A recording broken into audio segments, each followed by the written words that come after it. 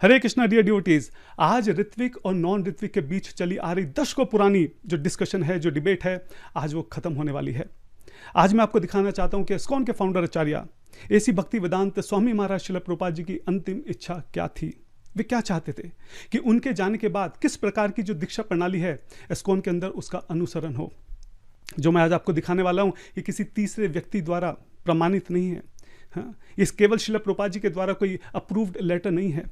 ये स्वयं एसी भक्ति वेदांत स्वामी महाराज श्रील प्रभुपाद जी के मुखारविंद से निकली हुई उनके दिव्य वाणी है।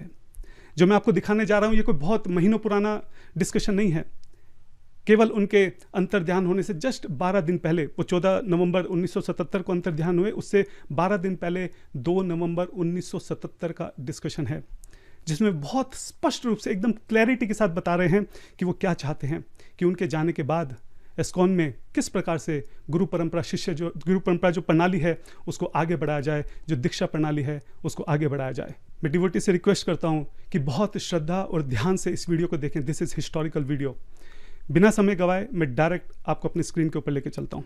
डिवोटीज, मैं आपसे प्रार्थना करता हूं कि थोड़ी देर के लिए प्लीज़ सारे काम छोड़ दीजिए और बहुत ध्यान से इस वक्त मेरे स्क्रीन पर देखिए मैं आपको क्या दिखा रहा हूं। इस वक्त मैंने vanisource.org का लिंक खोल रखा है, जहां पे मैं आपको कन्वर्सेशन दिखा रहा हूं 2 नवंबर 1977 की। श्रील प्रभुपाद जी के जाने से जस्ट 12 दिन पहले श्रील प्रभुपाद जी 14 नवंबर 1977 को अंतर्ध्यान हुए थे। उससे 12 दिन पहले की ये कन्वर्सेशन है। किसके बीच में कन्वर्सेशन है?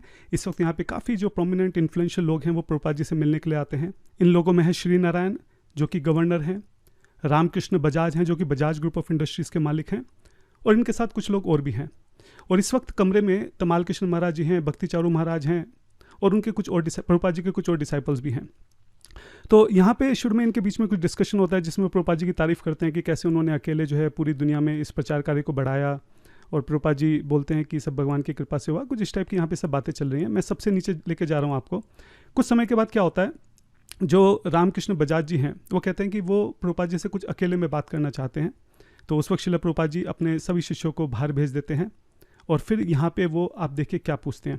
ऑल ग्लोरीज टू डिवोटी, जिसने बाहर जाने से पहले वहाँ पे टेप रिकॉर्डर जो है वो ऑन छोड़ दिया, और आज हमारे बीच में इनके बीच में जो बातचीत हुई वो अवेलेबल है। रामकृष्ण बजाज जी बहुत क्लैरिटी से यहाँ पे ये पूछ रहे हैं। ये मैं अभी आपको पूरा प्रभुपाद जी की वाणी में ही सुनाऊंगा, उनकी दिव्य वाणी में बहुत क्लियर ऑडियो है। मैं जस्ट यहाँ पे आपको कंटेक्स्ट समझाना चाह रहा हूँ। वो बहुत क्लियरली श्रील प्रभुपाद जी से पूछते हैं कि आपने इतना प्रचार कार्य पूरी दुनिया में फैलाया, हमको चिंता होती है कि आपके जाने के बाद क्या होगा। कहीं इतना बड़ा काम जो हुआ है कहीं ये बिखर ना जाए, तो कैसे होगा? क्या आपने किसी का चुनाव किया है? आगे ये श्रृंखला आगे कैसे बढ़ेगी?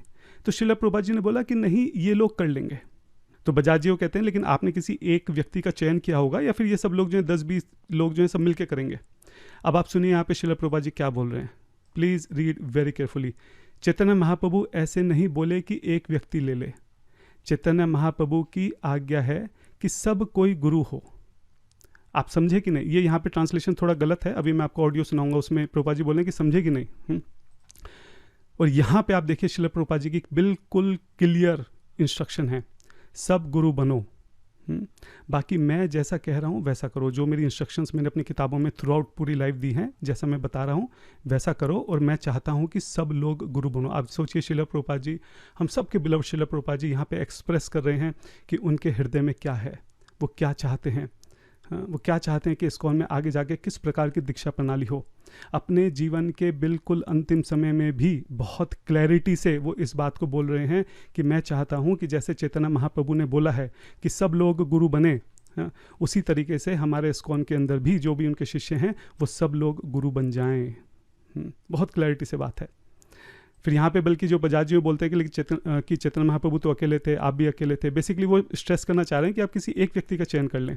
और प्रभुपाद जी यहाँ पे बार बार बोल रहे हैं कि नहीं, एक व्यक्ति की यहाँ पे बात नहीं है। जो महाप्रभु का ऑर्डर है कि सभी व्यक्तियों को, जो सभी शिष्य हैं, सबको गुरु बनना चाहिए आगे जाकर। जो बात श्रील प्रभुपाद जी थ्रू आउट अपने लेटर्स में, अपने कन्वर्सेशंस में, अपनी बुक्स में बोलते आ रहे हैं कि वो चाहते हैं कि उनके सभी शिष्य जो हैं वो आगे जाकर स्पिरिचुअल मास्टर बने, गुरु बने। अपने जीवन के एकदम अंतिम समय में भी वो सेम उसी बात को यहाँ पे रिपीट कर रहे हैं कि श्रील प्रभुपाद जी चाहते हैं कि सब लोग आगे जाकर गुरु बने। आप सोचिए कि इससे ज़्यादा क्लियर क्या इंस्ट्रक्शन हो सकती है। This is very very clear कि शिला प्रभुपाद जी की क्या इच्छा थी, उनके हृदय में क्या था, वो हम सब से क्या चाहते थे। अब मैं आपको शिला प्रभुपाद जी की दिव्य वाणी में ये जो डिस्कशन है लास्ट का कुछ मिनट का, ये मैं सुनाना चाहता हूँ। आप समझिए कि कितनी क्लैरिटी है, उनकी तबीयत इतनी ख़राब है, उस वक्त भी एकदम क्लैरिटी से वो बता रहे हैं कि वो क्या चाहते हैं। तो पहले शिला प्रभुपाद जी की ऑडियो सुनते हैं, फिर आगे इसके ऊपर डिस्कशन करते हैं। लेकिन ईश्वर आपको कब बुला ले ये हमको मालूम नहीं, आपको मालूम है कि नहीं पता नहीं, लेकिन हमको चिंता इस बात की है कि इतना बड़ा एक संगठन कायम हुआ है, उसके बारे में यदि आप नहीं रहे तब आपने कुछ सोचा होगा, उसके बारे में हमको कुछ कल्पना नहीं, पर हमको चिंता होती है कि एक सारी दुनिया के अंदर हिंदुस्तान की फिलॉसफी है, उसके बारे में इतना बड़ा काम हुआ है, वो कहीं बिखर न जाए। इसके लिए हमको कुछ मालूम नहीं है, तो हमारे मन में चिंता हुई, तो हमने कहा हम आपके सामने रखें कि आपने जरूर कुछ सोच के उसकी योजना की होगी, लेकिन क्या पता आपको भगवान कल उठा सकता है भगवान की मूर्ति, तब फिर क्या हो? नहीं, ये न करें, जरूर करेंगे सर, लेकिन इसमें कोई एक व्यक्ति आपका स्थान ले सकता है क्या, या 5, 10, 20 लोग मिल के लेंगे? चैतन्य महाप्रभु ऐसे नहीं बोल रहा, ये एक व्यक्ति चैतन्य व्यक्ति, चैतन्य महाप्रभु कहते हैं तो सबको ही बोलो, समझा कि लेकिन चैतन्य महाप्रभु, हाँ जी, जो सब गुरु बनो, बाकी मैं जैसा कह रहा हूँ ऐसा बनो आप ही नहीं, तब लग जाएगा। क्योंकि चैतन्य महाप्रभु तो अकेले रहे, आप भी अकेले ही हैं। आपको कहा अकेले हमारा शक्ति नहीं है, ऐसा नहीं बता है, तुम लोग आके हमको सहयोग करो, करके सारा दुनिया में इसका पूछा ये चैतन्य, लेकिन आप जो कर सके वो कौन कर सका? नहीं तो आप चेष्टा करें, आप भी कर सकें। तो डियर डिवोटीज, अभी आपने शिला प्रभुपाद जी की दिव्य वाणी में सुना, जिसमें शिला प्रभुपाद जी बहुत स्पष्ट रूप से बता रहे हैं कि उनके जाने के बाद वे क्या चाहते हैं कि इस्कॉन के अंदर किस प्रकार की दीक्षा प्रणाली जो है उसको अपनाया जाए, वो किस प्रकार चाहते हैं कि जो उनके सभी शिष्य हैं वो आगे जाकर गुरु बने। It's over, it's done, there is nothing left to discuss और डिबेट नाउ। हम देख रहे हैं कि शिला प्रभुपाद जी थ्रू आउट अपनी टीचिंग्स, अपनी किताबों के जरिए, room conversation, books, letter, interviews, पूरे जीवन भर शिला प्रभुपाद जी ने जिस बात को बोला है, अपने जीवन के अंतिम समय में भी शिला प्रभुपाद जी उसी बात को दोहरा रहे हैं। जो गुरु साधु शास्त्र जिस बात को हमें बोलते हैं, शिला प्रभुपाद जी अपने जीवन के अंतिम समय में उसी बात को दोहरा रहे हैं। चारों वैष्णव संप्रदाय जिस बात को बोलती हैं, शिला प्रभुपाद जी उसी बात को यहाँ पे दोहरा रहे हैं। चाहे वो शिला प्रभुपाद जी के गॉड ब्रदर्स हों या उनके शिष्य हों, सभी लोगों ने एक स्वर में एक ही बात हमेशा बोली है कि किस प्रकार ये जो परंपरा है ये हमेशा आगे चलती रहती है, और शिला प्रभुपाद जी अंतिम समय में भी उसी बात को यहाँ पर दोहरा रहे हैं। आप लोगों ने जो सुना उसमें किसी भी स्पेकुलेशन के लिए कोई जगह नहीं है, कोई इंटरप्रिटेशन के लिए कोई जगह नहीं है, उसका कोई हिडन मीनिंग नहीं है। यहाँ पे किसी क्लेवर इंग्लिश वर्ड जगलर का जो है इस्तेमाल नहीं किया गया है। एकदम crystal clear and undeniable words में यहाँ पे शिला प्रभुपाद जी ऑर्डर दे रहे हैं, अपनी इच्छा दे रहे हैं कि सब गुरु बने। वो चाहते हैं कि आने वाले समय में जो भी उनके शिष्य हैं वो सब गुरु बने। डियर डिवोटीज, हालांकि शिला प्रभुपाद जी हम सबसे क्या चाहते थे ये यहाँ पे एकदम क्रिस्टल क्लियर है, without a tinge of doubt. There is no further discussion और डिबेट रिक्वायर्ड। लेकिन फिर भी मैं जानता हूँ कि जो मेरे ऋत्विक भाई हैं वो कुछ ना कुछ कुतर्क देकर यहाँ से बचकर भागने की कोशिश करेंगे। तो ये समझ कर कि वो क्या क्या कुतर्क यहाँ पे रख सकते हैं, मैं पहले से ही उसका आंसर कर देना चाहता हूँ ताकि बार बार जो वीडियो है वो ना बनानी पड़े। तो पहला पॉइंट ये है कि जैसे मैंने बोला कि जो डिस्कशन है केवल 12 दिन पुराना है। ऐसा नहीं है कि 1975 में प्रभुपाद जी ने क्या कहा, फिर 1974 में क्या कहा, 71 में क्या कहा, इस लेटर में क्या कहा, उस लेटर में क्या क्या, चेरी पिक करके अपनी मर्जी से जो है कोई भी वर्स उठा के जो अपनी बात को साबित करने की जो कोशिश रहती है हमारे ऋत्विक भाइयों की, तो वो यहाँ पे नहीं चलेगी। तो जस्ट 12 दिन पुरानी बात है और बहुत क्लैरिटी से शिला प्रभुपाद जी बता रहे हैं कि वो क्या चाहते हैं। तो कोई भी चेरी पिक करके किसी प्रभुपाद जी के किसी भी स्टेटमेंट को, किसी भी बात को कहीं से कहीं भी उठाकर उसका कुछ भी मतलब निकालने की जो आदत है वो यहाँ पे नहीं चलेगी। यहाँ तो बहुत क्लियर प्रभुपाद जी की इंस्ट्रक्शन है। फिर कई बार हमारे ऋत्विक भाई कहते हैं कि जब हम स्टेटमेंट दिखाते हैं, जैसे मैंने अपने पिछले वीडियो में भी दिखाई थी, कितने सारे प्रभुपाद जी के स्टेटमेंट्स हैं जिसमें वो क्लैरिटी से इस बात को बोल रहे हैं कि वो चाहते हैं कि जो उनके शिष्य हैं आगे जाके वो भी गुरु बने और वो भी आगे जाके फर्दर इनिशिएशन दें। तो कहते हैं कि नहीं, ये हम मानते हैं कि श्रील प्रभुपाद जी पहले ऐसा चाहते थे, लेकिन समय के साथ साथ उनका एहसास हुआ कि जो उनके शिष्य हैं वो उस लायक नहीं है, उनकी वो क्वालिफिकेशन नहीं है, इसलिए उन्होंने अपना मन बदल दिया और 9 जुलाई में जो है लेटर दे के जो है जो ऋत्विक प्रणाली है उसकी स्थापना कर दी। ऐसा उनका कहना है। अगर ऐसा था तो यहाँ तो श्रील प्रभुपाद जी अपने अंतिम समय में भी बोल रहे हैं कि मैं चाहता हूँ कि सब गुरु बने, तो पूरी तरह से जो कुतर्क वो बार बार रखते हैं वो यहाँ पे खत्म हो जाता है। दूसरा पॉइंट ये है कि आप देखिए कि यहाँ पे किस बारे में बात हो रही है।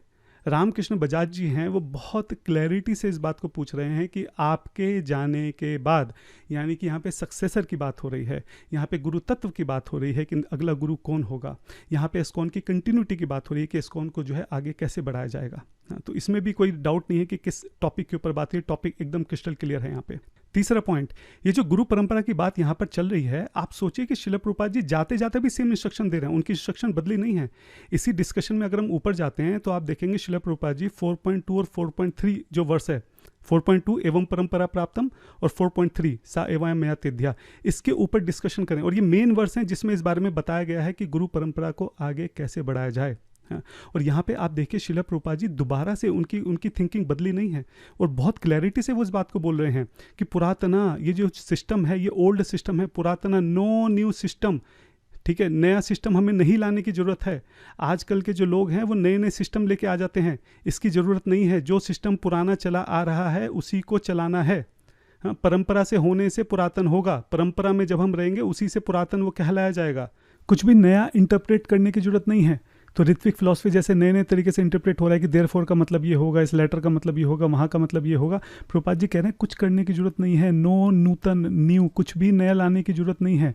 पुरातन, हाँ, जो पुराने समय से, ओल्ड समय से गुरु परंपरा के शिष्य, जो गुरु परंपरा चली आ रही है, हाँ, उसी को आगे कंटिन्यू करना है। नो न्यू सिस्टम, किसी न्यू सिस्टम की जरूरत नहीं है।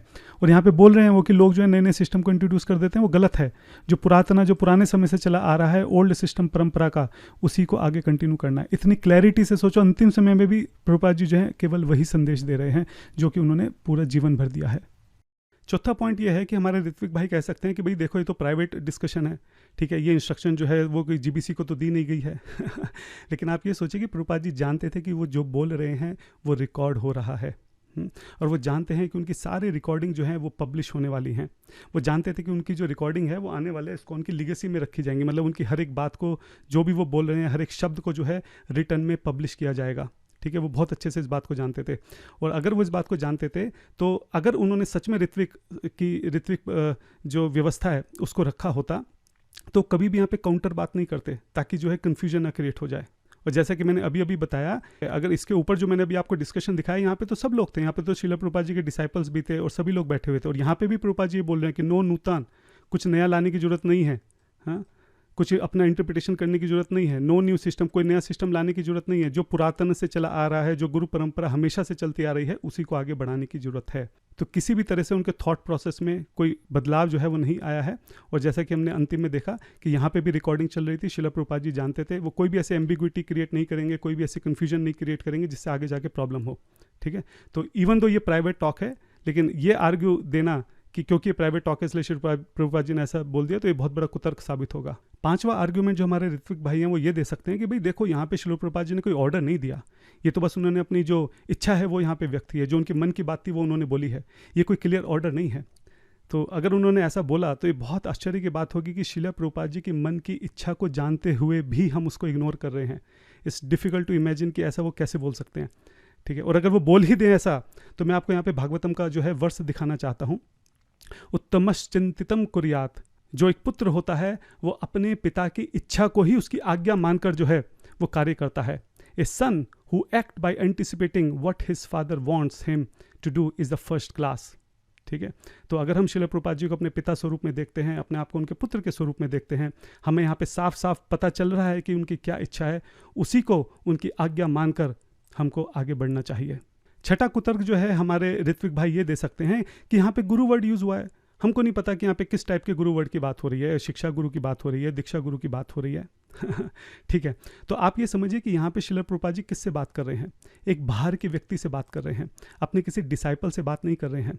हाँ, ये जो शिक्षा गुरु, दीक्षा गुरु, पद प्रत्यक्ष गुरु, ये सब इंटरनल टर्मिनोलॉजीज हैं जो प्रभुपाद जी के शिष्य समझते हैं, जो भक्त समझते हैं, लेकिन बाहर के लोगों को नहीं पता है सब। बाहर के लोगों के लिए गुरु का एक ही मतलब होता है कि जो दीक्षा देता है वही गुरु है। तो यहाँ पे क्योंकि वो बाहर के किसी व्यक्ति से बात कर रहे हैं, इसलिए यहाँ पे दीक्षा, शिक्षा या पद प्रत्यक्ष या कुछ भी और ऐसे बोलकर अननेसेसरी कंफ्यूजन क्रिएट करने की जरूरत नहीं थी, और जरूरत थी नहीं कुछ भी बोलने की। गुरु का मतलब ही दीक्षा गुरु है, क्योंकि बाहर वाले उसको दीक्षा गुरु की तरह से ही समझते हैं। और नेक्स्ट पॉइंट ये है कि आप देखिए कि यहाँ पे कितना क्लैरिटी से श्रील प्रभुपाद जी बोल रहे हैं कि चैतन्य महाप्रभु ऐसे नहीं बोले कि एक व्यक्ति ले ले। एक व्यक्ति की बात तो देखो, सबसे पहली बात चैतन्य महाप्रभु का रेफरेंस दिया श्रील प्रभुपाद जी ने। चैतन्य महाप्रभु के रेफरेंस के ऊपर वो अपनी बात बोल रहे हैं कि जैसा चैतन्य महाप्रभु चाहते थे मैं भी वैसा ही करूंगा, मैं भी वैसे ही आगे बढ़ूंगा, मैं भी वैसी आज्ञा दूंगा। तो चैतन्य महाप्रभु के टाइम में ऋत्विक की तो कोई बात थी नहीं, तो ऋत्विक तो हट ही गया यहाँ से, मतलब ऋत्विक तो आउट ऑफ क्वेश्चन हो गया, उसके ऊपर तो डिस्कशन डिबेट कुछ है ही नहीं। मतलब ठीक है, अगर क्वेश्चन भी यहाँ पे उठता है तो वो केवल शिक्षा और दीक्षा गुरु के बीच में उठ सकता है, लेकिन ऋत्विकवाद जो है, ऋत्विक गुरु जो है, इस तरह के वर्ड जो है कंप्लीटली यहाँ पे रूल आउट हो जाते हैं, एक्सक्लूड हो जाते हैं। यहाँ पे बात ही करने की जरूरत नहीं है उसको, सिर्फ शिक्षा और दीक्षा गुरु को लेकर हम यहाँ पे बात कर रहे हैं। और वो भी बहुत क्लैरिटी से यहाँ पे प्रभुपाद जी बोल रहे हैं कि चैतन्य महाप्रभु ऐसे नहीं बोले कि एक व्यक्ति ले ले। एक व्यक्ति को तो, एक व्यक्ति के लिए तो कभी शिक्षा गुरु के कंटेक्स्ट में बात हो ही नहीं सकती। शिक्षा गुरु तो कोई भी बन सकता है, जो व्यक्ति अभी 2-3 महीने पहले जुड़ा है वो भी शिक्षा गुरु बन सकता है। शिक्षा तो कोई भी किसी को दे सकता है, उसमें कहने सुनने की जरूरत नहीं है। चैतन्य महाप्रभु की आज्ञा है कि सब कोई गुरु हो।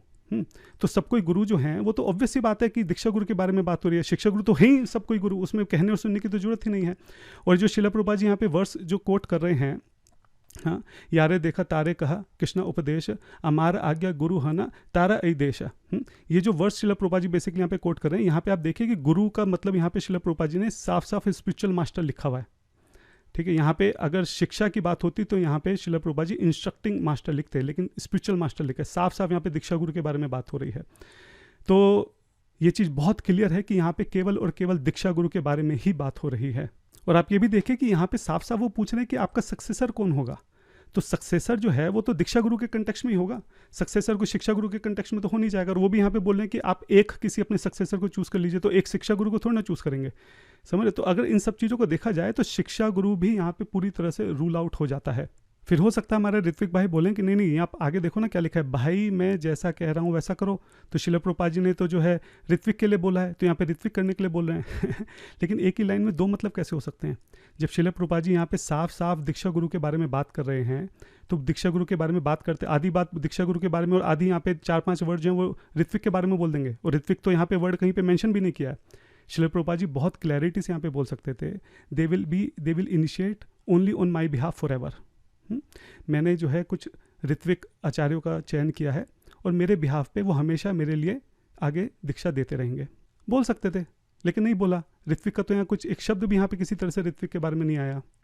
फिर हो सकता है हमारे ऋत्विक भाई ये कुतर्क करें कि क्योंकि वो बाहर के व्यक्ति थे, गेस्ट थे, श्रील प्रभुपाद नहीं चाहते थे कि उनको वो ऐसा बताएं कि भाई जैसे उनके शिष्य जो हैं वो अभी रेडी नहीं हैं, क्वालिफाइड नहीं हैं, तो बाहर के व्यक्ति को सारी बात नहीं बोलना चाहते थे।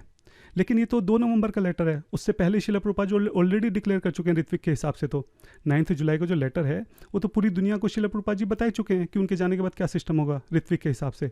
तो जब बता ही चुके हैं तो फिर यहाँ पे बताने में क्या दिक्कत है गेस्ट को, क्योंकि वो तो पहले ही डिक्लेयर कर चुके हैं। तो जो ये कुतर्क है ये भी यहाँ पे नहीं चलेगा। तो जो भी कुतर्क जो है हमारे ऋत्विक भाई मुझे लगता था दे सकते हैं, वो मैंने सब यहाँ पे क्लैरिफाई कर दिए। कुछ नया कुतर्क लेके आएंगे तो उसको भी आगे क्लैरिफाई कर देंगे। लेकिन यहाँ पे इसके बाद अब कोई किसी तरह का डाउट, किसी तरह का क्वेश्चन, किसी तरह का डिस्कशन, डिबेट, किसी चीज़ की जरूरत नहीं है। एकदम क्रिस्टल क्लैरिटी से श्रील प्रभुपाद जी ने यहाँ पे जो अपनी डिज़ायर है वो हमारे सामने रख दी है कि उनके अंतर्ध्यान होने के बाद वो क्या चाहते हैं कि किस तरीके से दीक्षा प्रणाली आगे बढ़े। और जैसा कि मैंने बोला इसी डिस्कशन में ऊपर भी श्रील प्रभुपाद जी बार बार एक ही बात कर रहे हैं कि कोई नए सिस्टम की जरूरत नहीं है। जो लोग हैं वो नए सिस्टम इंट्रोड्यूस कर देते हैं, वो गलत है। हमको जो पुरातन है वही चाहिए, नो नूतन, किसी नई चीज़ की जरूरत नहीं है। तो ऋत्विक जैसे किसी भी नई चीज़ की जरूरत नहीं है। श्रील प्रभुपाद जी यहाँ पे भी बहुत क्लैरिटी से अभी अपने सभी डिसाइपल्स के साथ, अपने सभी गेस्ट के सामने जो है इस बात को बोल रहे हैं। और मैं आपको गारंटी से बात बोल रहा हूँ, हम जानते हैं कि अगस्त से नवंबर के बीच में कई सारी टेप्स जो हैं वो मिसिंग हो गई हैं। श्रील प्रभुपाद जी बार बार बोल रहे थे कि मैं ऑर्डर दूंगा कि तब तुम गुरु बनना, और वो ऑर्डर उन्होंने पक्के से दिया होगा, लेकिन समहाउ वो जो टेप है वो मिसिंग हो गई है। लेकिन एनीवे जो चीज़ हमारे पास नहीं है उसके ऊपर हम अपना एविडेंस या अपनी बात नहीं रख सकते हैं। जो है उसी में हम अपनी बात को सिद्ध करने का प्रयास कर रहे हैं। और यहाँ पे तो खैर सिद्ध करने के लिए कुछ बचा ही नहीं है, ये तो एकदम क्रिस्टल क्लियर श्रील प्रभुपाद जी ने क्लैरिटी से एकदम बता ही दिया कि वो क्या चाहते हैं। तो यहाँ पे फिर से मैं अपने ऋत्विक भाइयों को ये बात बोलना चाहता हूँ कि ये कोई हस्ताक्षर किया हुआ या अप्रूव किया हुआ कोई पत्र नहीं है, कोई टाइप किया हुआ मेमो नहीं है। ये स्वयं हमारे श्रील प्रभुपाद जी की आवाज़ है, ये स्वयं उनके शब्द हैं जो कि बिल्कुल स्पष्ट हैं। हमारे पास जो ऑडियो फाइल है वो एकदम क्रिस्टल क्लियर है, इसको कोई तोड़ मरोड़ नहीं सकता है, इसको कोई नकार नहीं सकता है। और जिस भक्त ने भी यहाँ पे इस रिकॉर्डिंग को ऑन छोड़ दिया था, मैं जाने से पहले एक बार फिर से उसको बार बार दंडवत प्रणाम करता हूँ। वो नहीं जानता कि उसने जो वहाँ पे एक बटन दबाया था उसके कारण आज यहाँ कितना बड़ा ऋत्विकवाद का जो खंडन है स्वयं श्रील प्रभुपाद जी जो हैं अपनी दिव्य वाणी से यहाँ पे कर रहे हैं। तो जो लोग खूब चिल्ला कर बोलते हैं कि हम तो श्रील प्रभुपाद जी के अलावा किसी को नहीं जानते, किसी को नहीं मानते, हम तो शास्त्रों की बात भी नहीं मानेंगे, हाँ हम तो श्रील प्रभुपाद जी के लिए फेनेटिक्स हैं, हम तो जो वो कहते हैं वही करेंगे, हम तो उनकी इच्छा के अनुसार चलेंगे, हैं जी। हाँ, तो यहाँ पे आपको दिख रहा है कि श्रील प्रभुपाद जी की क्या इच्छा है। अब देखते हैं कि श्रील प्रभुपाद जी की इच्छा जानने के बाद भी आप उस पर चलते हैं कि नहीं चलते हैं। तो डिवोटीज अभी हमने जो देखा उसको देखने के बाद और जो सुना उसको सुनने के बाद अब कुछ कहने सुनने की ज़रूरत नहीं है। अब कोई फर्दर डिस्कशन डिबेट किसी चीज़ की ज़रूरत नहीं है। It's done, it's over, everything is crystal clear है। लेकिन जो हमारे ऋत्विक भाई हैं उन्होंने मेरी पिछली वीडियो के ऊपर कुछ प्रश्न उठाए हैं, वैलिड प्रश्न हैं। जो भक्त बाई चांस पहली बार इस वीडियो को देख रहे हैं मैं उनके लिए बता दूं कि यहाँ पे मैं एक वीडियो आपको भेज दूंगा, नीचे फर्स्ट कमेंट और डिस्क्रिप्शन में भी दे दूंगा। अभी कुछ ही दिन पहले मैंने एक वीडियो रिलीज़ करी थी जिसमें मैंने बताया था कि पूरी ऋत्विक फिलॉसफी जिस एक लेटर के ऊपर बेस्ड है, 9 जुलाई का लेटर, उस लेटर के अंदर कितनी स्पेलिंग मिस्टेक हैं, ग्रामेटिकल मिस्टेक हैं, मल्टीपल इंटरप्रिटेशंस हैं, उसके अंदर ऐसी ऐसी कंडीशंस हैं जो श्रील प्रभुपाद जी के डिपार्चर के बाद संभव ही नहीं है। दर्जनों मैंने वहाँ पे उसके एविडेंस दिए थे। और एक बात मैंने यहाँ पे बोली थी उस वक्त कि जो 9 जुलाई का लेटर है वो 28 मई से कनेक्टेड नहीं है बल्कि 7 जुलाई से कनेक्टेड है। तो उसी के ऊपर उनका एक प्रश्न है, बहुत वैलिड प्रश्न है कि 9 जुलाई के लेटर के ऊपर साफ साफ लिखा हुआ है कि when we recently when GBC members met, और इस वजह से उसको हम 7 जुलाई से नहीं बल्कि 28 मई से कनेक्ट करेंगे। तो बहुत वैलिड क्वेश्चन है, जिनको समझ में नहीं आ रहा अभी मैं स्क्रीन पर दिखाऊंगा तो समझ में आ जाएगा। दूसरा जो हमारे कुछ ऋत्विक भाई हैं वो जो हैंस फॉरवर्ड वर्ड यूज़ हो रहा है 9 जुलाई में उससे ऊपर नहीं उठ पा रहे हैं। उनका कहना है कि नहीं, हैंस फॉरवर्ड का मतलब कि आज से अभी से और हमेशा के लिए, और यहाँ पे एकदम क्लैरिटी से बात हो रही है, हम एकदम लिटरल मीनिंग लेंगे, कंटेक्स्ट वनटेक्स्ट को हम कुछ नहीं समझेंगे। तो उनके हैंस फॉरवर्ड वर्ड को भी मैं यहाँ पे दिखाऊंगा कि श्रील प्रभुपाद जी ने कैसे उस हैंस फॉरवर्ड वर्ड को खुद जो है अलग अलग लेटर्स में यूज़ किया है और वहाँ पर बहुत कॉन्टेक्चुअली उसको यूज़ किया है। ठीक है, तो ये 2 प्रश्न मुझे लगता है कि बहुत वैलिड है। बाकी छोटे छोटे प्रश्न हैं, अगर समय मिला तो उसको एंड में करेंगे। तो सबसे पहले मैं आपको अपनी स्क्रीन पर लेकर चलता हूँ और हम लोग जो उनके प्रश्न हैं उसका उत्तर करते हैं। Once again I request all devotees to please look at my screen, और मैं आपसे प्रार्थना करता हूं कि आप बहुत ध्यान से बहुत सतर्क होकर इसको देखें क्योंकि टेक्निकल है, कंफ्यूजिंग है। अगर ध्यान से नहीं देखेंगे तो फिर कंफ्यूजन क्रिएट हो सकती है। आप मेरे स्क्रीन पर देख रहे हैं, यहाँ पे उल्टे हाथ पे मैंने 7 जुलाई का जो कन्वर्सेशन है तमाल कृष्ण महाराज जी और प्रभुपाद जी के बीच में वो खोल रखा है।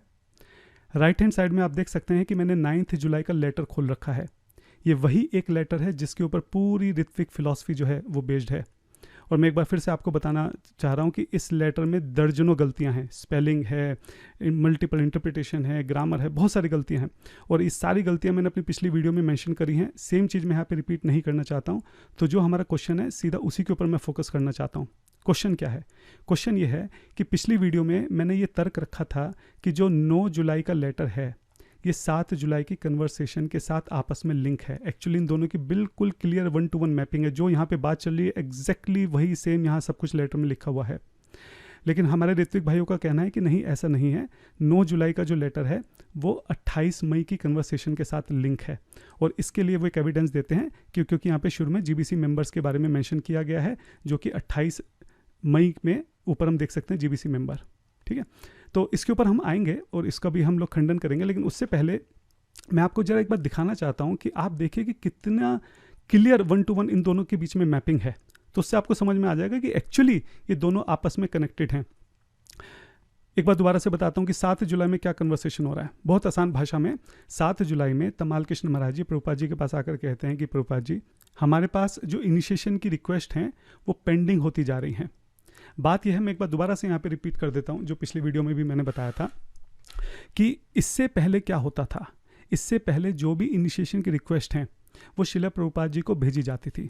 शिला प्रभुपाद जी जो भी व्यक्ति है उसका नया नाम निर्धारित करते थे, और फिर जो लोकल टेम्पल हैं जिन्होंने रिक्वेस्ट भेजी है इनिशिएशन के लिए, वही उस नए व्यक्ति के लिए यज्ञ कर देते थे, उसको माला दे देते थे, है ना। और शिला प्रभुपाद जी द्वारा जो नया नाम दिया गया वो उसको दे देते थे, फाइनली बता देते थे ऐसा कर दिया, और प्रभुपाद जी की डायरी में उनका नाम ऐड हो जाता था। ये प्रोसेस जो है अभी तक चलता आ रहा था, और ये व्यक्ति जो इस तरह से दीक्षा देते थे प्रभुपाद जी के बिहाफ पे, इनको ऋत्विक कहते थे। तो ये पहले से चला आ रहा था। अभी बात ये हो रही है कि शिला प्रभुपाद जी के डिसाइपल्स को ऐसा लगता है कि शिला प्रभुपाद जी की तबीयत ऑलरेडी बहुत ख़राब है, और जब वो नए शिष्यों को अपनाते हैं तो उनके कर्म जो हैं वो अपने ऊपर ले लेते हैं, तो उनकी तबीयत और ख़राब ना हो जाए। इसलिए तमाल कृष्ण महाराज जी ने फिलहाल जो उनके पास रिक्वेस्ट आ रही थी उनको अपने पास ही रखा, शिला प्रभुपाद जी तक नहीं जाने दिया, है ना। ये सारी बात यहाँ पे तमाल कृष्ण महाराज जी बता रहे हैं, आप रोक के इसको पढ़ सकते हैं। लेकिन अब वो जो रिक्वेस्ट हैं तमाल कृष्ण महाराज जी के पास वो धीरे धीरे इकट्ठी होती जा रही हैं, धीरे धीरे बहुत सारी हो गई हैं। तमाल कृष्ण महाराज को समझ नहीं आ रहा कि करना क्या है, ऐसे तो इकट्ठी होती चली जाएंगी आगे। तो अपनी इस प्रॉब्लम को लेकर वो प्रभुपाद जी के पास जाते हैं और सेम प्रॉब्लम वो यहाँ पे रखते हैं कि क्या करना है। अब प्रभुपाद जी इस कन्वर्सेशन में क्या करते हैं, वो बताते हैं कि मैं यहाँ पे कुछ जो मेरे डिसाइपल्स हैं उनकी नियुक्ति कर रहा हूँ, ठीक है। आप उन डिसाइपल्स को ऋत्विक की तरह बोलिए कि वो ऋत्विक की तरह एक्ट करेंगे और मेरे बिहाफ पे इनिशिएशन दे देंगे, और सब कुछ वही कर देंगे, यज्ञ भी वही कर देंगे, माला भी वही कर देंगे, नाम भी वही दे देंगे, मेरे बिहाफ पे कंप्लीट पूरा इनिशिएशन प्रोसेस जो है उसको वो फॉलो कर लेंगे। अंत में नाम जो है वो मुझे दे देंगे, है ना, और मैं उनको अपनी डायरी में रख दूंगा। मतलब तमाल कृष्ण महाराज जी बोले नाम हम ले लेंगे और आपकी जो इनिशिएटेड वाली बुक है उसमें हम डाल देंगे। तो यहाँ से पूरा प्रोसेस जो है वो ऋत्विक के हाथ में जो है वो ट्रांसफ़र किया जा रहा है इस डिस्कशन से। अब आप देखिए कि दोनों आपस में कितने ज़बरदस्त तरीके से मैप हैं। यहाँ पर बात हो रही है इनिशिएशन की, और इनिशिएशन में भी यहाँ पर जो बात हो रही है वो अगर आप देखेंगे तो फर्स्ट और सेकंड इनिशिएशन के लिए बात हो रही है। यहाँ पे भी आप देख सकते हैं ये राइट में जो लेटर है यहाँ पे फर्स्ट और सेकंड इनिशिएशन के लिए बात हो रही है। शुरू में यहाँ पे तमाल कृष्ण महाराज जी बताते हैं, पूरा कंटेक्स्ट रखते हैं कि किस कंटेक्स्ट में बात हो रही है, कि जो टेम्पल प्रेसिडेंट्स हैं वो लेटर भेज रहे हैं। इस तरीके से आप देखिए बिल्कुल सेम टू सेम यहाँ पे लिखा गया है। जो टेम्पल प्रेसिडेंट हैं उन्होंने शिला प्रभुपाद जी को लिखा है डिवोटीज़ के इनिशिएशन के लिए, ठीक है। नाउ अब से जो है चीज़ें चेंज होने वाली हैं। अब से क्या होगा, now that Shila Prabhupada has named these representative, ठीक है। रिप्रेजेंटेटिव के नाम जो है शिला प्रभुपाद जी ने यहाँ पर दे दिए हैं। अच्छा, ये रिप्रेजेंटेटिव किस तरह से काम करेंगे, नियर बाई, जो नियर बाई होगा वही दे देगा। यानी जिस लोकेशन पे भी इनिशिएशन देना है उसके नियर बाई जो प्रभुपाद जी नाम देने वाले हैं, जो भी उसके पास में होगा वही इनिशिएशन दे देगा। तो देखिए यहाँ पे नियर बाई लिखा हुआ है, यहाँ पे भी लिखा हुआ है नियरेस्ट टू टेम्पल। अच्छा, उसके बाद शिला प्रभुपाद जी यहाँ पे एक एक जने का नाम बताते हैं अपने डिसाइपल का, कि किस किस डिसाइपल को वो चाहते हैं, कीर्तनंदा, सत्स्वरूपा, जय तीर्था, भगवान, ठीक है। ये सारे एज इट इज़ नाम यहाँ पे लिखे हुए हैं, एज इट इज़। यहाँ पे जो शिला प्रभुपाद जी हैं टोटल इस कन्वर्सेशन में 9 नाम को सजेस्ट करते हैं, 9, है ना। यहाँ पे हम देखते हैं 11, तो ये 2 नाम का डिफरेंस कहाँ से आ गया। इसको भी जब मैंने सर्च किया तो मिला, तमाल कृष्ण महाराज जी की डायरी पढ़ी, तमाल कृष्ण महाराज जी ने बिल्कुल क्लियरली ये भी यहाँ पे लिख दिया कि मेरा शिला प्रभुपाद जी के साथ डिस्कशन होता है, वो यहाँ पे 7 लोगों के नाम देते हैं, और अगले दिन नेक्स्ट मॉर्निंग जो है शिला प्रभुपाद जी 2 लोगों के नाम और ऐड कर देते हैं, हमसदूता और भावानंदा। तो ये मेरे पास टोटल 11 नाम हो जाते हैं। इनको ऋत्विक बोलेंगे जो कि रिप्रेजेंटेटिव ऑफ आचार्य।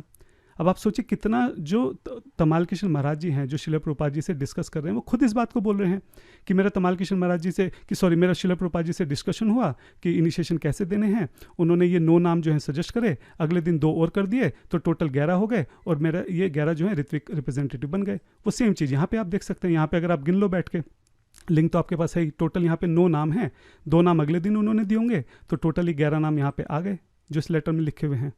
दीक्षा देने के बाद क्या करना है वो भी यहाँ पे बहुत क्लैरिटी से बता दिया कि दीक्षा देने के बाद जो नाम है वो फाइनल शिला प्रभुपाद जी को दे देना है, और जो उनकी इनिशिएटेड वाली बुक है उसमें उसका नाम एंटर हो जाएगा। वही सेम चीज़ यहाँ पे लिख दी कि दीक्षा देने के बाद जो नाम है वो रिप्रेजेंटेटिव जो नाम है वो शिला प्रभुपाद जी को भेज दें, वो जो उनकी इनिशिएटेड वाली डिसाइपल की बुक है उसमें एंटर हो जाएगा। आप अगर इसको खोल के देखेंगे ना, ये दोनों की 1-to-1 मैपिंग है। मतलब एग्जैक्टली जो बात यहाँ पे बोली गई है 7 जुलाई को, जिस बारे में डिस्कशन चल रहा है, जो नाम बोले गए हैं, नियर बाई है, मुझे नाम वापस कर दो मैं बुक में सेंड कर दूंगा, हर एक चीज़ एग्जैक्टली वर्ड बाय वर्ड यहाँ पे आप 9 जुलाई के लेटर में देख सकते हैं। इसलिए मैं आपको बोल रहा हूँ कि ये दोनों जो है 7 जुलाई की कन्वर्सेशन और 9 जुलाई का लेटर ये आपस में कनेक्टेड हैं। और जैसा कि मैंने आपको दिखाया, तमाल कृष्ण महाराज जी की बुक है, तमाल कृष्ण महाराज जी डायरी, ये मेरे पास वर्ड फॉर्मेट में है, बट इसका भी लिंक मैं नीचे डाल दूंगा, आप इसको खोल के पढ़ सकते हैं। तमाल कृष्ण महाराज जी स्वयं इस बात को बोल रहे हैं कि आज सुबह मेरी शिला प्रभुपाद जी से बात हुई, उन्होंने 7 नाम दिए, 9 नाम दिए, और नेक्स्ट दिन मेरी बात हुई तो शिला प्रभुपाद जी ने 2 नाम और दे दिए, ये 11 नाम हो गए, और इनको ऋत्विक रिप्रेजेंटेटिव बोल रहे हैं, क्लियरली बोल रहे हैं कि नेक्स्ट मॉर्निंग, दिस मॉर्निंग मतलब 7 तारीख, फिर नेक्स्ट मॉर्निंग बात हुई मतलब 8 तारीख, और उसके अगले दिन जो है ये 11 लेटर के साथ 11 डिवोटीज़ के साथ लेटर रिलीज हो गया। उसमें क्या कन्फ्यूजन है? 7 जुलाई, 8 जुलाई और 9 जुलाई को लेटर है, बिल्कुल क्लियर है। तो जिसने शिला प्रभुपाद जी के साथ डिस्कशन किया यहाँ पे, तमाल कृष्ण महाराज, और तमाल कृष्ण महाराज ने ही ये लेटर लिखा है अपनी किताब में भी। वो क्लियरली बोल रहे हैं कि 7 तारीख को मेरा डिस्कशन हुआ और उसके बाद 8 तारीख को 2 नाम और मिले और 9 तारीख को मैंने लेटर लिख दिया। तो ये मतलब बियॉन्ड डाउट है कि ये दोनों जो हैं आपस में कनेक्टेड हैं। और क्योंकि यहाँ पे 7 जुलाई को एक टेम्परेरी प्रॉब्लम के बारे में बात हो रही है, उसका एक टेम्परेरी सोल्यूशन जो है ये 9 जुलाई का लेटर है। ये कोई इटर्नल लेटर नहीं है, ये कोई ऐसा लेटर नहीं है जिसके बल के ऊपर शिला प्रभुपाद जी जो है पूरी फिलॉसफी को चेंज करने वाले हैं, जो ये लोग क्लेम करते हैं। अब प्रश्न यहाँ पे उठता है, उनका प्रश्न ये है कि यहाँ पे साफ साफ लिखा हुआ है कि recently when all the GBC members were with the divine grace in Vrindavan Srila, ठीक है। तो ये कह रहे हैं कि यहाँ पे लिखा तो है कि जीबीसी मेंबर्स जब सारे मिलकर शिला प्रभुपाद जी से मिले वृंदावन में, ठीक है, लेकिन ये जो रूम कन्वर्सेशन है ये तो सिर्फ तमाल कृष्ण महाराज जी की है, तो इसमें सारे जीबीसी मेंबर तो है ही नहीं। सारे जीबीसी मेंबर तो यहाँ पर हैं, ये जो 28 मई का कन्वर्सेशन है, इसलिए ये जो लेटर है ये 28 मई के साथ कनेक्टेड है, ये पॉइंट है उनका। तो ऋत्विक भाइयों ने जो आर्ग्यूमेंट दिया ना, इससे बात समझ में आ रही है कि शायद वो ये ठीक से नहीं समझ पा रहे हैं कि ये जो हेडिंग यहाँ पे रखी गई है ये कैसे रखी गई है, ये हेडिंग यहाँ पे आई कैसे। तो जब वृंदावन में या कहीं पे भी जब जहाँ पे भी शिला प्रभुपाद जी थे, जो भी उनकी रिकॉर्डिंग्स होती थी वो लॉस एंजलिस भेजी जाती थी। लॉस एंजलिस जो था वो हेडक्वार्टर था, और वहाँ पे जब डिवोटीज़ हैं धीरे धीरे उसका जो है ट्रांसक्रिप्शन करते थे, और ये कई हफ्तों से महीनों से सालों तक में जाके हुआ है, ठीक है। तो अब जो डिवोटीज ट्रांसक्रिप्शन कर रहे हैं उनको नहीं पता कि इस दिन यहाँ पे जो डिस्कशन हुआ उसमें कौन था या कौन नहीं था। अगर ये जो डिस्कशन है ये पढ़ने के बाद उनको कुछ समझ में आता है तो वो उसकी हेडिंग डाल देते हैं, और अगर पढ़ने के बाद समझ में नहीं आता है तो सिंपल रूम कन्वर्सेशन या फिर ऐसा कुछ डाल देते हैं। जैसे कि अगर हम बाकी देखें ट्रांसक्रिप्ट, ठीक है, तो किसी एक पर्टिकुलर इंसान के साथ डिस्कशन हो रहा है, इसका नाम है तो यहाँ पे डाल दिया रूम कन्वर्सेशन विद एलाइस, ठीक है। कहीं नहीं समझ में आ रहा है तो ऐसे जनरल डाल दिया रूम कन्वर्सेशन, ठीक है। जहाँ समझ में आ रहा है वहाँ डाल दिया, जहाँ समझ में नहीं आ रहा है उसको जनरिक छोड़ दिया। तो अगर आप ये देखें जो 7 जुलाई का कन्वर्सेशन है ये तमाल कृष्ण महाराज जी और प्रभुपाद जी के बीच में हो रहा है फिलहाल यहाँ पे, ये कोई पूरी टेप नहीं है। अगर आप देखें जो उसकी पहली लाइन है इससे पहले भी डिस्कशन हुआ है, ये जो हमारे पास रिकॉर्डिंग है पूरी नहीं है। Everything was probably in their books, ये कुछ बात चल रही है यहाँ पे, तो पिछली रिकॉर्डिंग नहीं है। इसी तरह अगर हम अंत में आ जाएं यहाँ पे, okay shall I send the kirtana party, Srila Prabhupada यहाँ पे प्रश्न पूछ रहे हैं, आगे की रिकॉर्डिंग है नहीं कि शिला प्रभुपाद जी ने क्या कहा। तो जिसने इसका ट्रांसक्रिप्शन करा है उसको नहीं पता कि यहाँ पे कौन है, जीबीसी के मेंबर्स हैं, क्या है। उसके पास ये सिर्फ थोड़ी सी 10 मिनट की रिकॉर्डिंग है जिसमें तमाल कृष्ण महाराज जी प्रभुपाद जी बात कर रहे हैं, इसलिए वो यहाँ पे लिख नहीं सकता है कि जीबीसी की रिकॉर्डिंग है क्या है। उसने सिंपल लिख दिया कि रूम कन्वर्सेशन, जिस डिवोटी ने भी ये ट्रांसक्राइब करा होगा। लेकिन हम इस बात को रूल आउट नहीं कर सकते कि इस डिस्कशन में तमाल कृष्ण महाराज जी के अलावा और भी जीबीसी के मेंबर्स रहे होंगे। दूसरी बात, उस वक्त जो जीबीसी के मेंबर्स थे वो वृंदावन में थे, और ऐसा नहीं है कि सिर्फ उनकी एक ही मीटिंग हुई शिला प्रभुपाद जी के साथ। अगर आप ये कन्वर्सेशन खोल के पढ़ेंगे जुलाई के अराउंड की, ठीक है, मई जून जुलाई, ये जो 3 महीने की आप कन्वर्सेशन खोल के पढ़ेंगे या फिर उसके बाद की भी, तो आप देखेंगे कि अलग अलग जीबीसी के मेंबर्स जो हैं वो अलग अलग बार शिला प्रभुपाद जी से मिले हैं। कई बार सब मिल के मिले हैं, कई बार उसमें से कुछ मिले, कई बार 2-3 मिले, 5-7 मिले, कई बार कोई एक ही मिला, इस टाइप से कन्वर्सेशंस हैं। थर्ड पॉइंट मैं ये बोलना चाह रहा हूँ कि आप देखिए यहाँ पे जो है रिसेंटली वर्ड का यूज़ हुआ है। रिसेंटली का मतलब अभी नज़दीक में, और जो कन्वर्सेशन आप बोल रहे हो 28 मई की, 28 मई और 9 जुलाई में तो लगभग 1.5 महीने का डिफरेंस है। ऐसा कैसे हो सकता है कि प्रभुपाद जी यहाँ पे कुछ चाह रहे हैं और 1.5 महीने तक उसके ऊपर एक्शन ही नहीं हुआ है। और यहाँ पे अगर आप देखें तो 7 जुलाई को प्रभुपाद जी से कुछ बात हो रही है, प्रभुपाद जी ने कुछ ऑर्डर दिया है, इमीडिएट उसके बाद जो है यहाँ पे उसका इम्प्लीमेंटेशन हो गया, इसलिए यहाँ पे वर्ड लिखे गया रिसेंटली में जब जीबीसी मेंबर्स मिले थे। तो इस कन्वर्सेशन में भी जीबीसी मेंबर्स रहे होंगे, लेकिन क्योंकि हमारे पास ये पूरी कन्वर्सेशन नहीं है इसलिए उस बात को हम लोग पूरी तरह से साबित नहीं कर सकते, लेकिन उसको रूल आउट भी नहीं कर सकते। बहुत हाई प्रोबेबिलिटी है कि यहाँ पे भी जीबीसी मेंबर्स रहे होंगे। तो अगर हम रिसेंटली वर्ड को भी देखें तो इस चीज़ की हाई प्रोबेबिलिटी है कि जो रिसेंटली डिस्कशन हुआ है इससे रिलेटेड 7 जुलाई को, ये उसको पॉइंट आउट कर रहा है, ना कि भी 1.5 महीने पुराने डिस्कशन को। नेक्स्ट आर्गूमेंट मेरा ये है कि चलो अगर एक बार को मान लिया जाए कि जो 9 जुलाई का लेटर है वो 28 मई से कनेक्टेड है, ठीक है, मैं आपकी बात मान लेता हूँ। अब मेरा प्रश्न यहाँ पे ये उठता है, तो फिर 7 जुलाई का जो डिस्कशन है इसका क्या हुआ, इसका रिजल्ट कहाँ है, इसका एक्शन क्या हुआ। यहाँ पे एक डिस्कशन हो रहा है कि शिला प्रभुपाद जी निशन नहीं दे पा रहे हैं और इस तरह से चयन होगा इन लोगों का, ये जो है ऋत्विक की तरह जो बिहेव करेंगे, जो भी करेंगे, क्या हुआ इसका फॉलोअप एक्शन कहाँ है। आगे के किसी भी कन्वर्सेशन में हमें इसका कुछ फॉलोअप एक्शन दिखता ही नहीं है सिवाय इसके 9 जुलाई लेटर के। तो अगर ये नहीं है तो फिर इसका कहाँ है, हमें वो बताना पड़ेगा।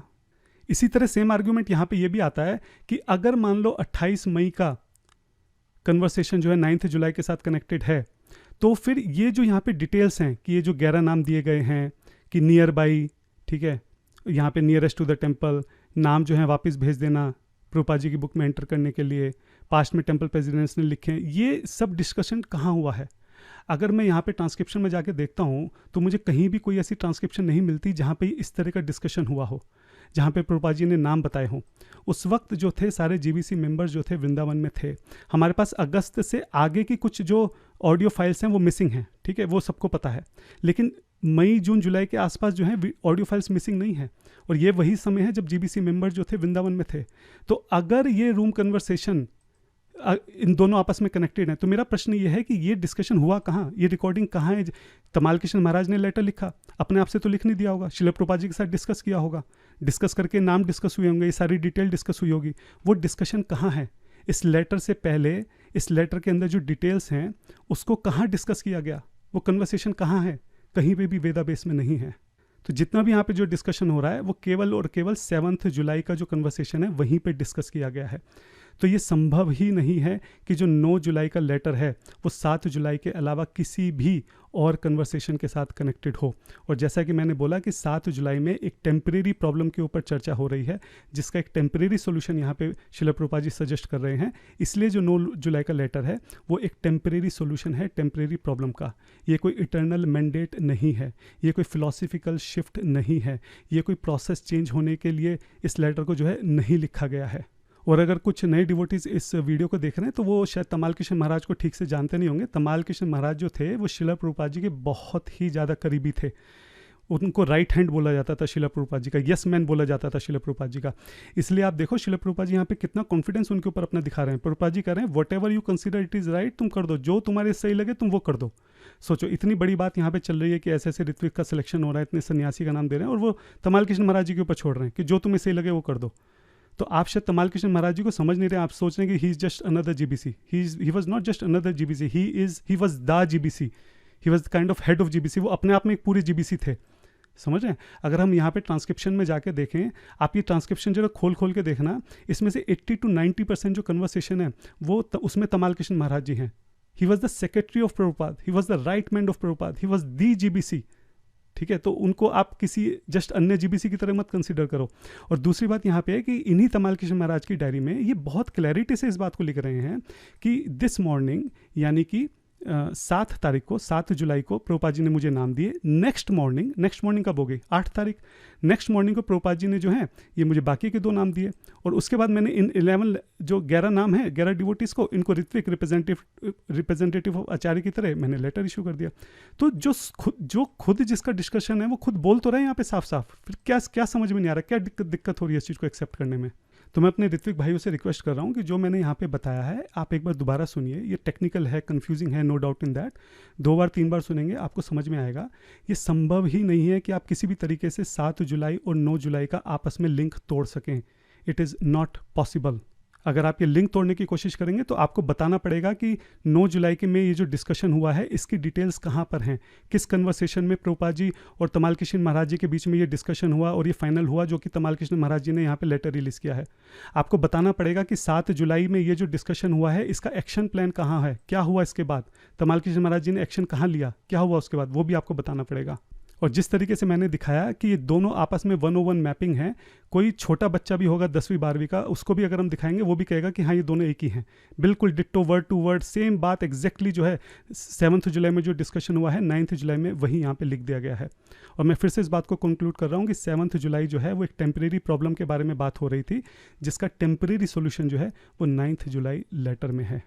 तो अपने नेक्स्ट क्वेश्चन की तरफ चलते हैं। आप देख सकते हैं मैंने अपनी स्क्रीन पे 9 जुलाई 1977 का लेटर खोल रखा है, और इसमें हैंस फॉरवर्ड जो वर्ड है इससे रिलेटेड ये क्वेश्चन है। तो जैसा कि हमने पहले भी डिस्कस किया था कि ऋत्विक फिलॉसफी जो है पूरी तरीके से केवल ये एक जो लेटर है मोस्टली जो है इसके ऊपर बेस्ड है, और इस एक लेटर के अंदर भी अगर हम देखें तो हैंस फॉरवर्ड वर्ड जो है वो उनके लिए बहुत इंपॉर्टेंट है। इस एक वर्ड के ऊपर जो है पूरी फिलॉसफी बेस्ड है। सो हमारे ऋत्विक भाइयों का कहना है कि हैंस फॉरवर्ड वर्ड का हम यहाँ पे एकदम लिटरल मीनिंग लेंगे, डिक्शनरी वाला मीनिंग लेंगे, जिसका मतलब होता है कि आज से, अभी से और हमेशा के लिए, for the rest of eternity, अनंत समय के लिए। तो क्योंकि यहाँ पे हैंस फॉरवर्ड का मतलब हमेशा के लिए है, इसलिए ये जो लेटर दिया गया है इसमें जो ऋत्विक की बात की गई है वो केवल श्रील प्रभुपाद जी के समय की बात नहीं है, बल्कि उनके डिपार्चर के बाद भी, उनके अंतर्ध्यान होने के बाद भी ये कंडीशन जो है, ये ऑर्डर जो है वो वैलिड रहेगा।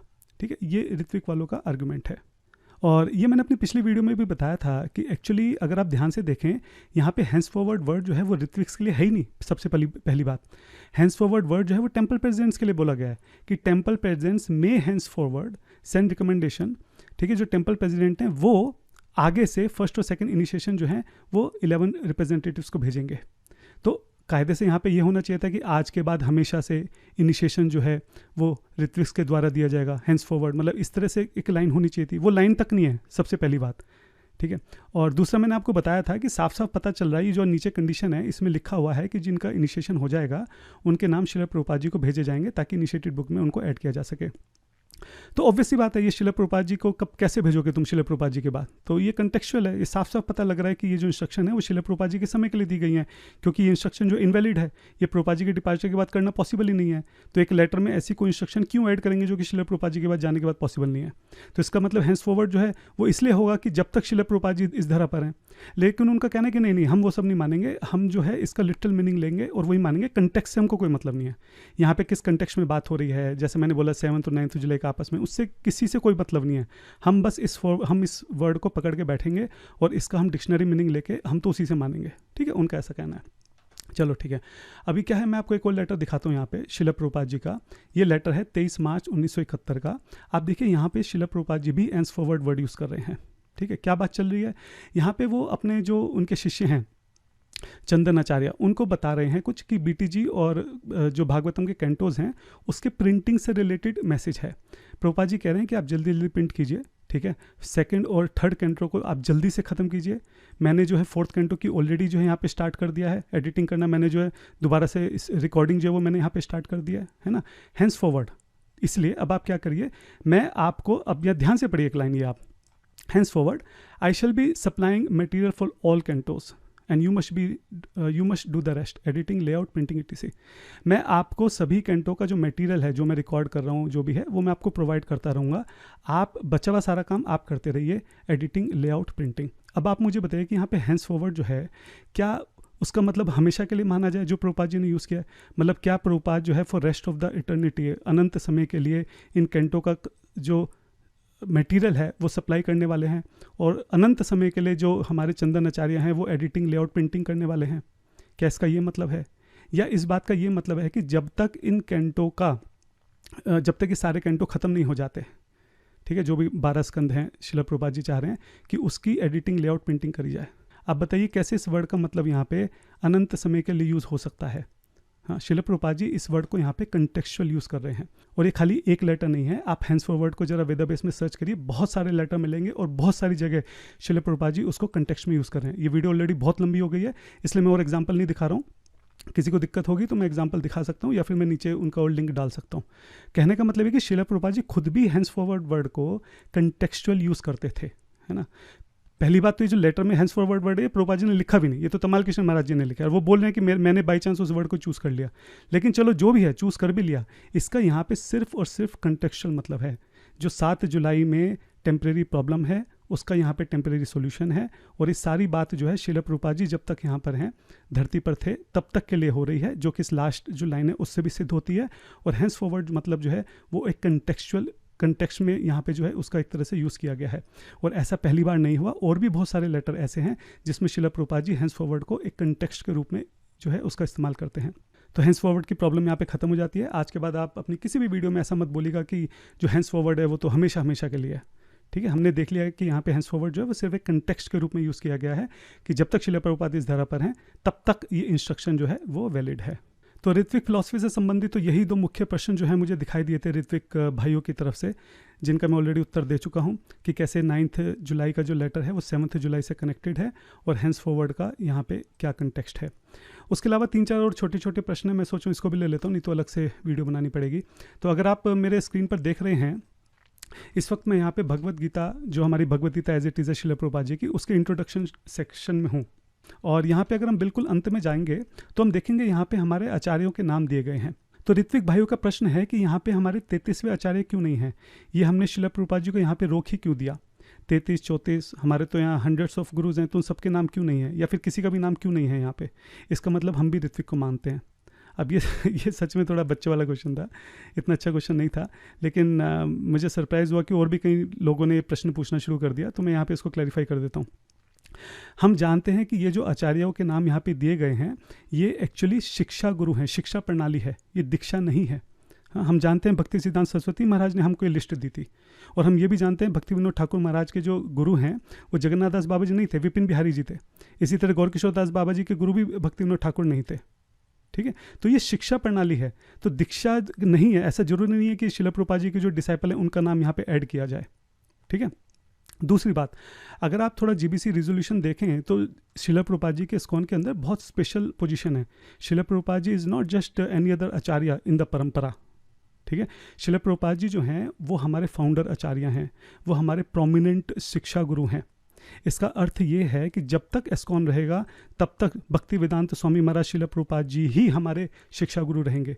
इसके आगे किसी के भी नाम की जरूरत नहीं है। शिला प्रभुपाद जी की जो किताबें हैं वही बेसिस रहेंगी। शिला प्रभुपाद जी के जो डिसाइपल्स हैं या जो उनके डिसाइपल्स हैं या आने वाली जितनी भी जनरेशन्स हैं, वो हमेशा शिला प्रभुपाद जी की किताबों को ही अपना बेस बनाकर वहीं से शिक्षा ग्रहण करेंगे और उसी शिक्षा का आगे प्रचार करेंगे। प्रभुपाद जी के द्वारा दी गई जो इंस्ट्रक्शंस हैं आगे सब उन्हीं का पालन करेंगे। फॉर एग्जांपल प्रभुपाद जी ने बोला 16 माला करनी है तो 16 ही करनी है। ऐसा नहीं कि आने वाले आचार्य कोई ऐसे होंगे जो 16 को 12 कर देंगे या 16 को 20 कर देंगे। 4 नियम जो दिए हैं, जो फॉर्मेट शिला प्रभुपाद जी ने दिया है, आने वाले 10,000 साल तक वही हमेशा फॉलो होगा। इसको कोई चेंज नहीं कर सकता है इस्कॉन के अंदर।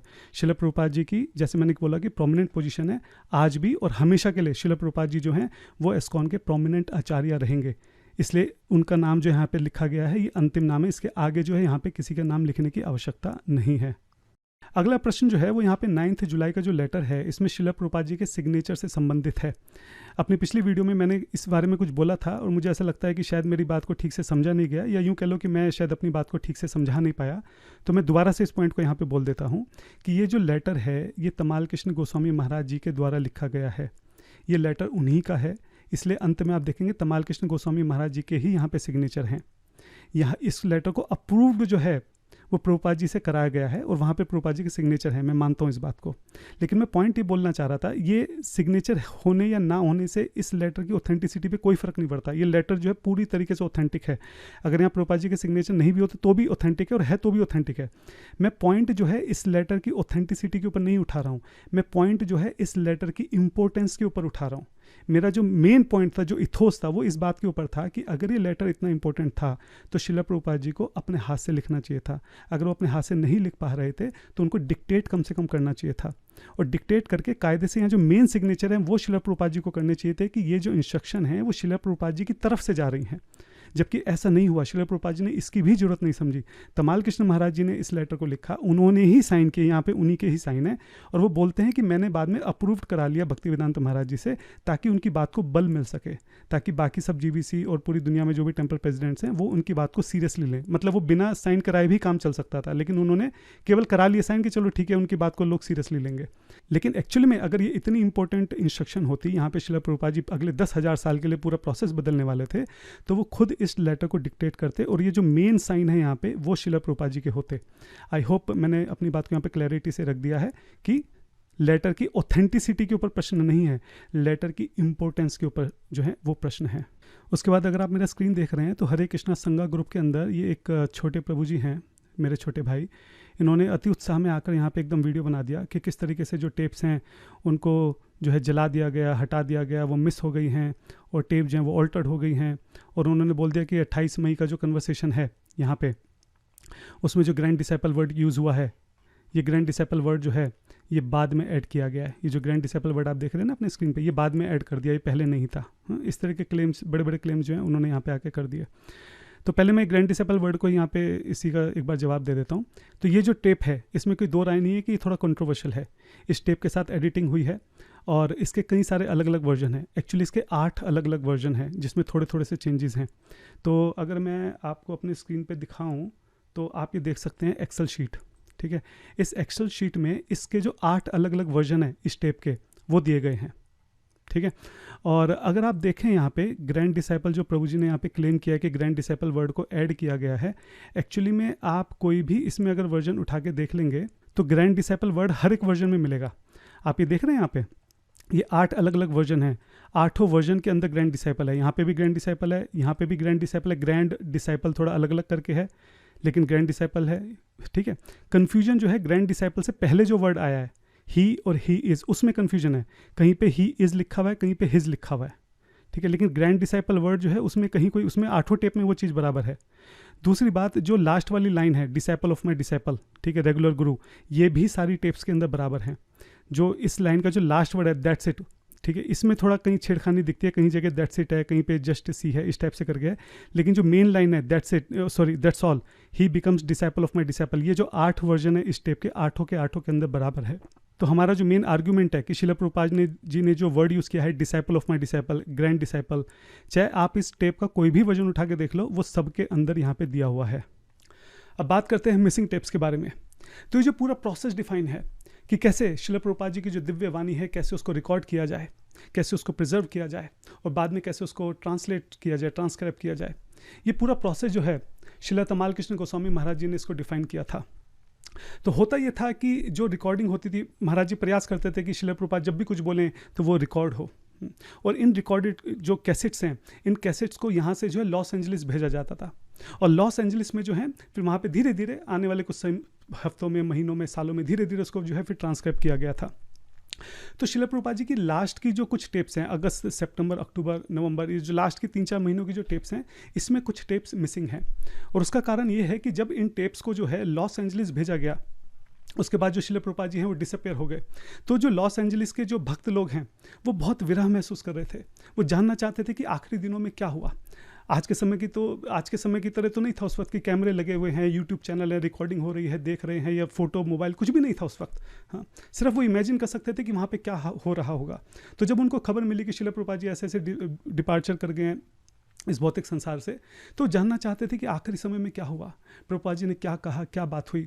तो वहाँ पे जो लॉस एंजलिस में टेप्स थी, तो वहाँ की जो लोकल कांग्रेगेशन थी उन टेप्स को घर ले जाकर सुनने लगी। अब ये वहाँ पे जो भी एडमिन थे जिनके भी हाथ में टेप्स थी, उनकी गलती है कि उन्होंने लोकल जो कांग्रेगेशन है उनको वो टेप ले जाने दी और ढंग से उसकी लिखा पढ़ी भी नहीं की।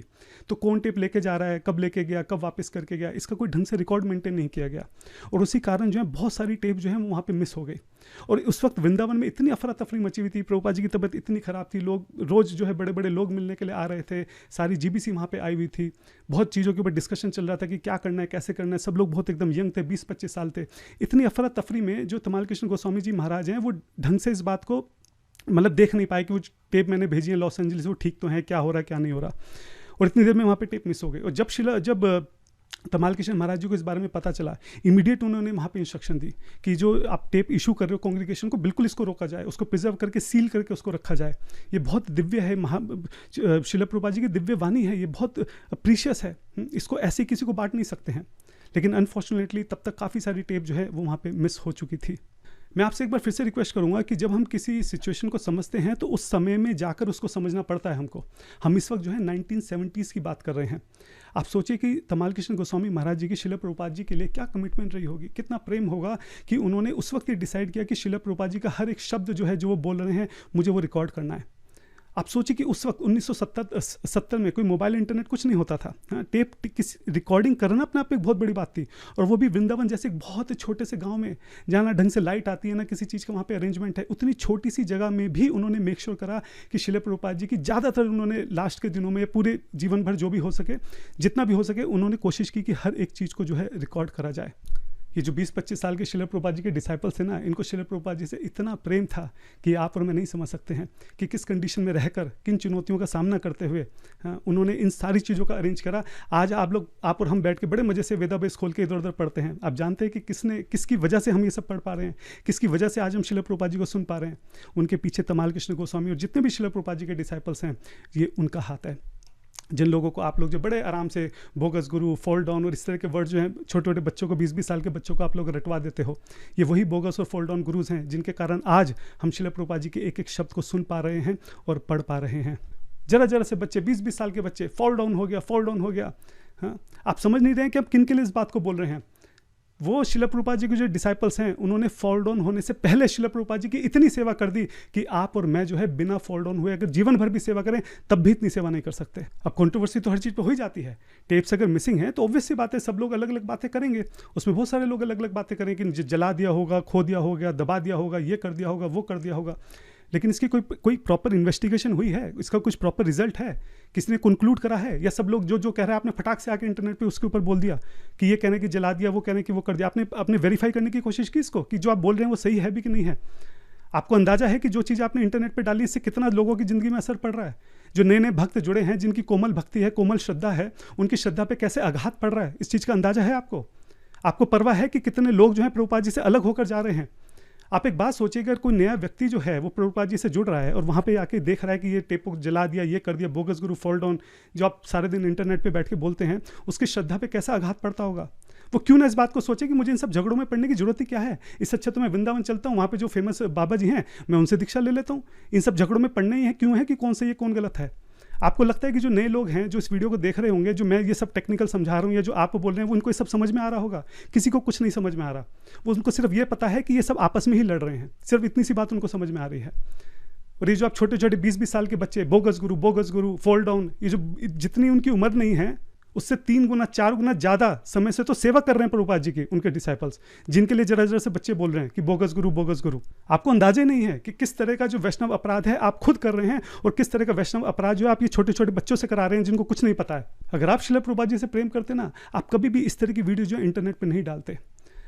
हाँ, कभी भी इस तरह की वीडियो नहीं डालते। अगर आपके पास जो नए भक्त जुड़ भी रहे हैं, अगर आपको उन्हें कुछ बताना भी है, समझाना भी है, तो आप थोड़े बंद कमरे में समझा सकते थे।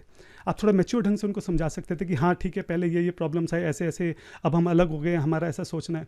इंटरनेट पे डालने का क्या मतलब है, आप मुझे बताइए। इंटरनेट पे आप क्यों डाल रहे हैं सारी बातें? इंटरनेट पे किससे, आप क्या सोच के डाल रहे हैं इंटरनेट पे बातें? आप शिला प्रभुपाद जी की सेवा कर रहे हैं कि उन्हें धोखा दे रहे हैं? यहाँ पे मुझे समझ में नहीं आ रहा है। हजारों भक्तों की जो श्रद्धा है आप उसके ऊपर आघात लगा रहे हैं। क्यों नहीं इतनी सी मैच्योरिटी आपके अंदर की चीज़ें इंटरनेट पे डालने की नहीं होती हैं? हमारे यहाँ से देखा आपने किसी ने इंटरनेट पे वीडियो डाली हो?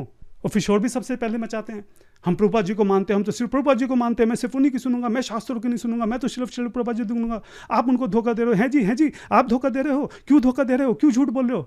शोर भी सबसे ज़्यादा आप ही मचाते हो कि आप शिला प्रभुपाद जी को मानते हो, और धोखा भी आप खुद ही दे रहे हो उनको इंटरनेट पे इस तरह की सारी बातें डाल के।